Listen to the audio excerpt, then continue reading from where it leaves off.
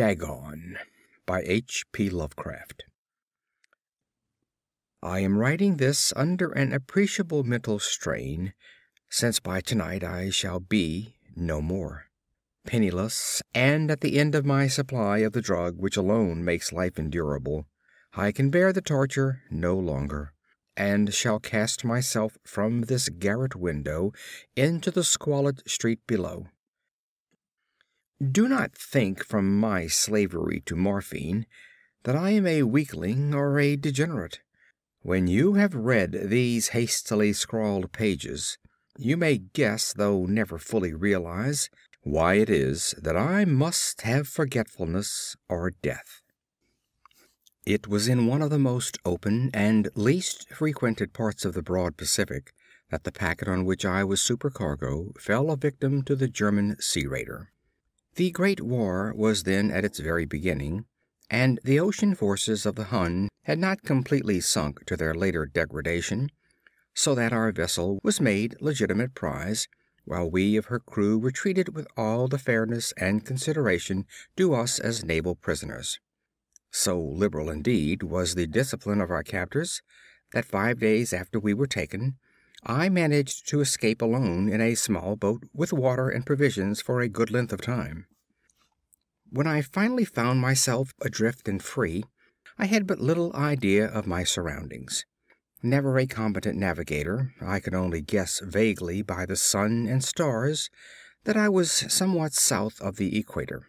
The weather kept fair, and for uncounted days I drifted aimlessly beneath the scorching sun, waiting either for some passing ship or to be cast on the shore of some habitable land.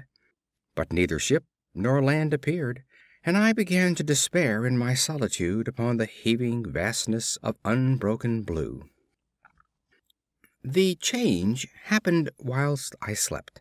Its details I shall never know, for my slumber, though troubled and dream-infested, was continuous. When at last I awaked, it was to discover myself half sucked into a slimy expanse of hellish black mire, which extended about me in monotonous undulations as far as I could see, and in which my boat lay grounded some distance away.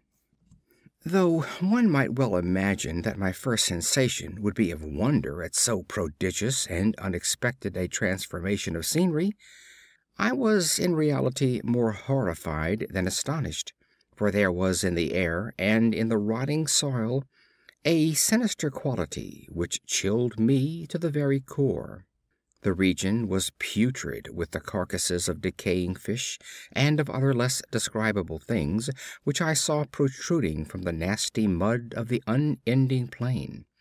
Perhaps I should not hope to convey in mere words the unutterable hideousness that can dwell in absolute silence and barren immensity. There was nothing within hearing, and nothing in sight, save a vast reach of black slime. Yet the very completeness of the stillness and homogeneity of the landscape oppressed me with a nauseating fear.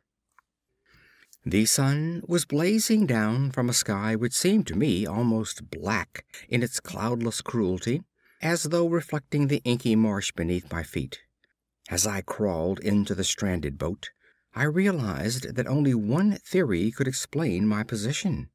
Through some unprecedented volcanic upheaval, a portion of the ocean floor must have been thrown to the surface, exposing regions which for innumerable millions of years had lain hidden beneath unfathomable watery depths. So great was the extent of the new land which had risen beneath me that I could not detect the faintest noise of the surging ocean, strain my ears as I might. Nor were there any seafowl to prey upon the dead things. For several hours I lay thinking or brooding in the boat, which lay upon its side and afforded a slight shade as the sun moved across the heavens. As the day progressed, the ground lost some of its stickiness and seemed likely to dry sufficiently for traveling purposes in a short time. That night I slept but little, and the next day I made for myself a pack containing food and water, preparatory to an overland journey in search of the vanished sea and possible rescue. On the third morning I found the soil dry enough to walk upon with ease. The odor of the fish was maddening, but I was too much concerned with graver things to mind so slight an evil, and set out boldly for an unknown goal. All day I forged steadily westward, guided by a far-away hummock which rose higher than any other elevation on the rolling desert. That night I encamped, and on the following day still traveled toward the hummock, though that object seemed scarcely nearer than when I had first espied it. By the fourth evening I attained the base of the mound, which turned out to be much higher than it had appeared from a distance, an intervening valley setting it out in sharper relief from the general surface. Too weary to ascend, I slept in the shadow of the hill. I know not why my dreams were so wild that night, but ere the waning and fantastically gibbous moon had risen far above the eastern plain, I was awake in a cold perspiration, determined to sleep no more. Such visions as I had experienced were too much for me to endure again, and in the glow of the moon I saw how unwise I had been to travel by day. Without the glare of the parching sun, my journey would have cost me less energy. Indeed, I now felt quite able to perform the ascent which had deterred me at sunset. Picking up my pack, I started for the crest of the eminence. I have said that the unbroken monotony of the rolling plain was a source of vague horror to me, but I think my horror was greater when I gained the summit of the mound and looked down the other side into an immeasurable pit or canyon whose black recesses the moon had not yet soared high enough to illuminate. I felt myself on the edge of the world, peering over the rim into a fathomless chaos of eternal night. Through my terror ran curious reminiscences of Paradise Lost, and of Satan's hideous climb through the unfashioned realms of darkness.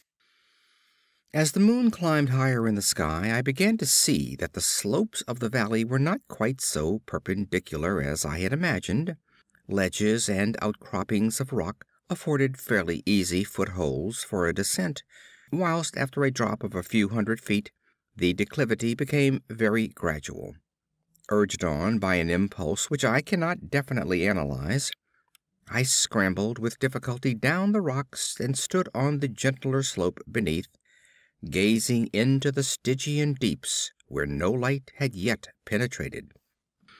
All at once my attention was captured by a vast and singular object on the opposite slope, which rose steeply about 100 yards ahead of me, an object that gleamed whitely in the newly bestowed rays of the ascending moon. That it was merely a gigantic piece of stone I soon assured myself, but I was conscious of a distinct impression that its contour and position were not altogether the work of nature.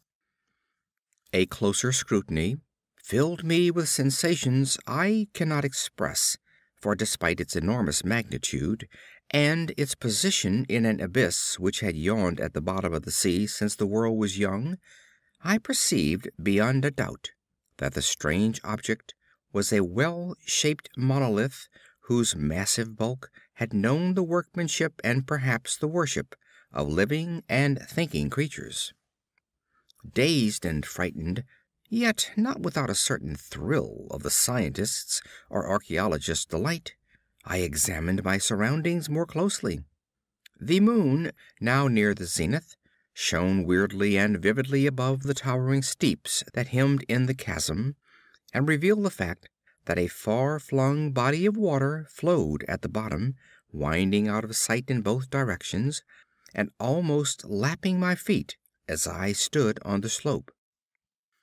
Across the chasm the wavelets washed the base of the cyclopean monolith, on whose surface I could now trace both inscriptions and crude sculptures. The writing was in a system of hieroglyphics unknown to me, and unlike anything I had ever seen in books, consisting for the most part of conventionalized aquatic symbols such as fishes, eels, octopi, crustaceans, mollusks, whales, and the like. Several characters obviously represented marine things which are unknown to the modern world, but whose decomposing forms I had observed on the ocean-risen plain.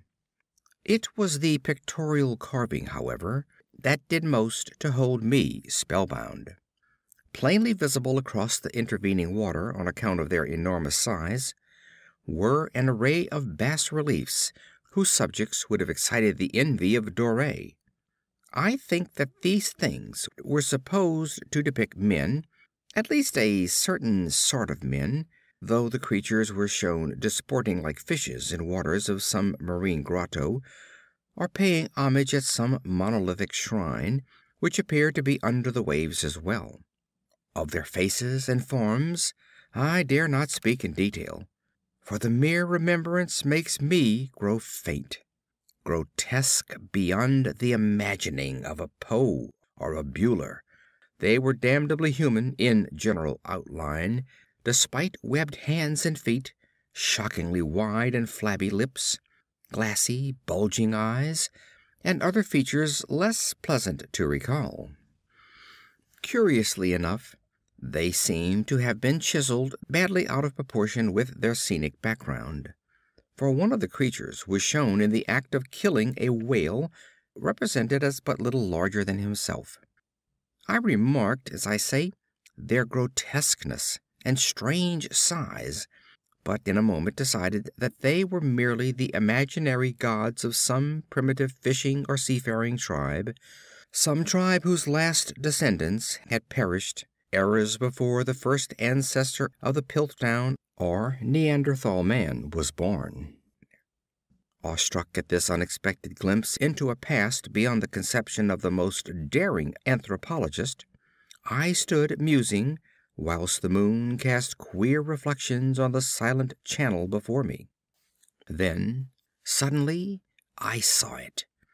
With only a slight churning to mark its rise to the surface, the thing slid into view above the dark waters.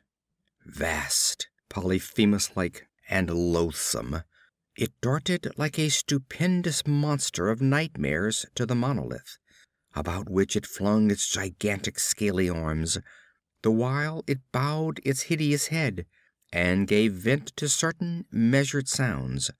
I think I went mad then. Of my frantic ascent of the slope and cliff, and of my delirious journey back to the stranded boat, I remember little. I believe I sang a great deal, and laughed oddly when I was unable to sing. I have indistinct recollections of a great storm some time after I reached the boat. At any rate, I know that I heard peals of thunder and other tones which nature utters only in her wildest moods. When I came out of the shadows, I was in a San Francisco hospital, brought thither by the captain of the American ship which had picked up my boat in mid-ocean. In my delirium I had said much, but found that my words had been given scant attention. Of any land upheaval in the Pacific my rescuers knew nothing, nor did I deem it necessary to insist upon a thing which I knew they would not believe. Once I sought out a celebrated ethnologist, and amused him with peculiar questions regarding the ancient Philistine legend of Dagon, the fish god, but soon perceiving that he was hopelessly conventional, I did not press my inquiries. It is at night, especially when the moon is gibbous and waning, that I see the thing. I tried morphine, but the drug has given only transient secrece, and has drawn me into its clutches as a hopeless slave. So now I am to end it all, having written a full account for the information or the contemptuous amusement of my fellow men.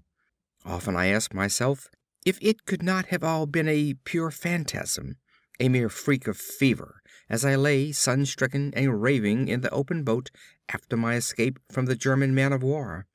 This I ask myself, but ever does there come before me a hideously vivid vision in reply. I cannot think of the deep sea without shuddering at the nameless things that may at this very moment be crawling and floundering on its slimy bed, worshipping their ancient stone idols, and carving their own detestable likenesses on submarine obelisks of water-soaked granite. I dream of a day when they may rise above the billows, to drag down in their reeking talons the remnants of puny, war-exhausted mankind; of a day when the land shall sink, and the dark ocean floor shall ascend amid universal pandemonium. The end is near. I hear a noise at the door, as of some immense slippery body lumbering against it. It shall not find me. God! That hand! The window! The window!